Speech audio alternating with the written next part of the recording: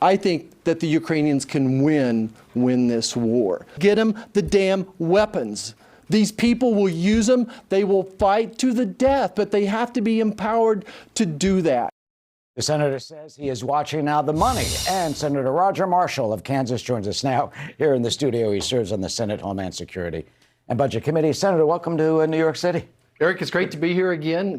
Looking for a great show. Look, that shot was taken right after I'd returned from a trip to the Poland-Ukraine border.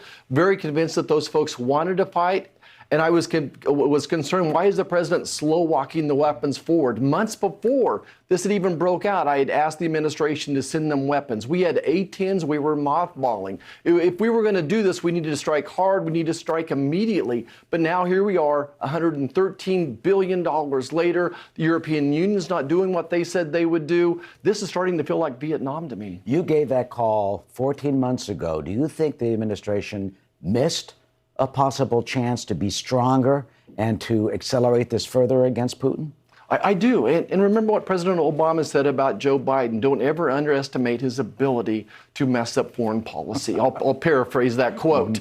And sure enough, here this president is reacting again. He's still not maximized some of the other things we could do, like doubling down on the bank sanctions as well. So we only implemented 50% of the bank sanctions on Russia. There's more we can do. There's more our allies can do.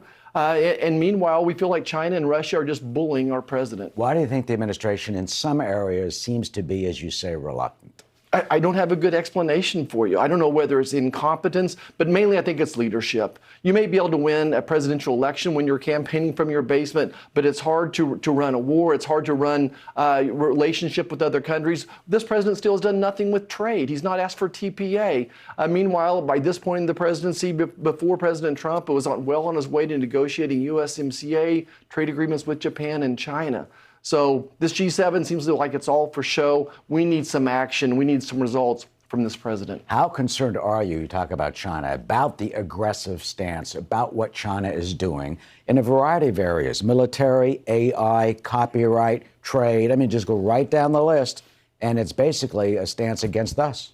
Exactly right. And this is why the relationships with the Quad is so important with Japan, Australia, and India. But again, what does China do? Every year, 90% of the counterfeits that come into this country are made in China.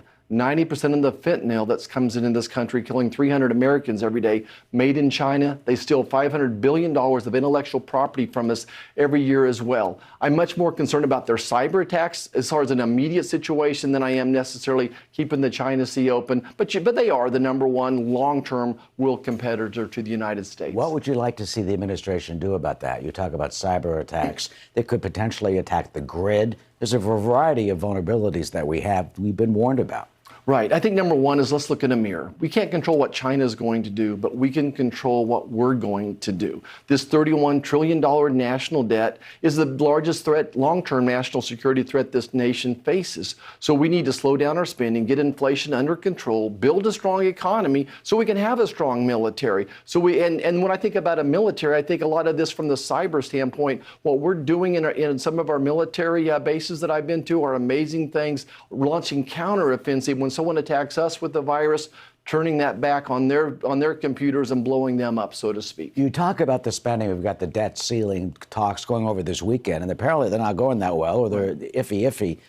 How are they going? What would you like to see happen? Well, I think, #1 is we need to give Kevin McCarthy as much cover as we can.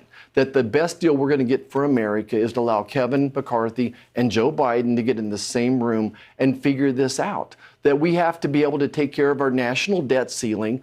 At the same time, though, we have to slow down Joe Biden's credit card. We cannot give Joe Biden another credit card unless we slow down his spending.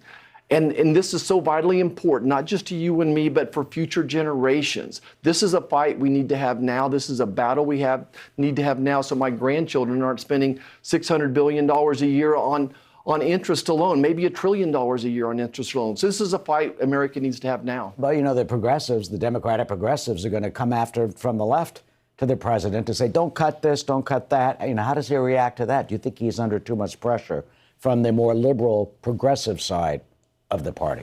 Well, absolutely. He's beholden to them because those are the ones that got him elected. When they said Bernie Sanders step away, Joe Biden had to agree to their policies. But what America needs to keep remembering is the ball is in Joe Biden's court. Kevin McCarthy gave them a plan. He gave them a program that solves the debt ceiling and gives us a responsible budget. So the ball is in Joe Biden's court. It's up to him. The pressure's on him, but he's not going to be able to do this negotiating from his basement or from a beach home. He needs to come and meet with Kevin McCarthy in person and solve this problem. Well, he's out in Japan now, so that's he's far from the country. Finally, what do you predict? What do you think is going to happen with the debt ceiling? Can they push it forward? Can they get a temporary agreement, for example, or are they just going to keep on kicking the can down the road? Right. So I think June 1st is kind of an imaginary drawing. I think it's the first date. I don't see it getting solved before then. But again, we need to keep our powder dry, let Kevin McCarthy keep working away on this. Joe Biden needs to realize we're not blinking on this one. We're not going to blink. He needs to come to the table with a serious negotiation. We need to have some work requirements, some reasonable work requirements for Medicaid, for the SNAP program.